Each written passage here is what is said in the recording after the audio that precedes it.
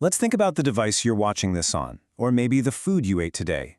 There's a really good chance it got to you by crossing an ocean on a huge ship piloted by a highly skilled seafarer. It's this incredible, invisible system that our modern world absolutely depends on. But have you ever stopped to think about where these professionals actually learn their craft? Well, it all starts in one place, the classroom. And when it comes to training seafarers, the Philippines is an absolute global powerhouse. Just look at this number, 95. That's how many accredited institutions they have that are dedicated just to maritime education. That's not just a lot of schools, it's a massive, national-level commitment to powering the world's shipping fleet. And get this, those 95 schools enroll around 71,200 students every single year. These are the cadets, the future captains, the engineers, basically the next generation that's going to be responsible for navigating the global economy. Right, and that's the million-dollar question, isn't it? It's not just about the buildings or the simulators. It's about the people standing at the front of the room, the instructors who have to take all that theory and turn it into real-world, sometimes life-saving practice. This brings us to a very special kind of professional, the seafarer teacher. These are folks who are already experts, you know? They're experienced marine officers who've spent years, maybe even decades, at sea. They've handled everything from treacherous weather to complex machinery, and now they've decided to trade that life for a new one on land, in a classroom. But here's the thing. This isn't just a simple career change. It's a massive cultural leap. You're taking someone who is a top-tier expert in one world and dropping them into a totally different one, where in a lot of ways, they're starting over as a novice. And that right there is the heart of the challenge. Because the very skills that make you an amazing officer on the bridge of a ship, being decisive, giving commands, taking immediate action, those don't always work so well when you're trying to teach a classroom full of students. I mean, just think about the difference between these two environments. A ship runs on a strict hierarchy. It's all about orders and immediate action. But a classroom? That's a world of negotiation and teamwork.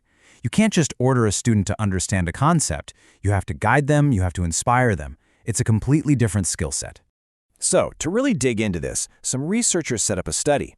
They wanted to figure out, okay, where are these seafarer teachers knocking it out of the park, and where are they really struggling in this new role? And when they asked these instructors to rate their own skills, something fascinating popped up. No surprise, they felt super confident in their technical knowledge, their subject matter expertise, rating it a very high 4.37 out of 5. But when you ask them about their pedagogical skills, the actual art and science of teaching, that number, while still good, was noticeably lower. And this shows us something so important. There's a huge difference between knowing your stuff and knowing how to teach it. This quote from Captain John Lloyd really just says it all, doesn't it? Just being an experienced mariner does not make for an excellent educator and trainer. Expertise in the field is absolutely crucial, but it's not the whole story. Becoming a great teacher requires a whole other set of skills. Now, this challenge that each individual instructor faces isn't happening in a vacuum. It's actually set against the backdrop of a huge, nationwide shift in educational policy across the Philippines. So, back in 2012, the whole situation got even more complicated. The Commission on Higher Education, also known as CHED, put out this memorandum that basically kicked off a massive change for all higher education, including these critical maritime programs. And the new model they were pushing for is called Outcomes-Based Education, or OBE.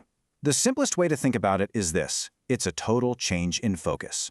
Instead of just focusing on delivering lectures and covering chapters in a book, the entire system gets built around one question: what should the student be able to do by the time they graduate? It's all about making sure they have concrete, measurable, real-world skills. So you've got this new focus on outcomes. You've got the built-in challenges of moving from a ship to a classroom. So how do you actually help these instructors succeed? Well, the research points to some very specific solutions. So what's the day-to-day reality like for these teachers? Well, when you ask them, they're pretty clear about it. They're under pressure to do academic research, which is brand new to them.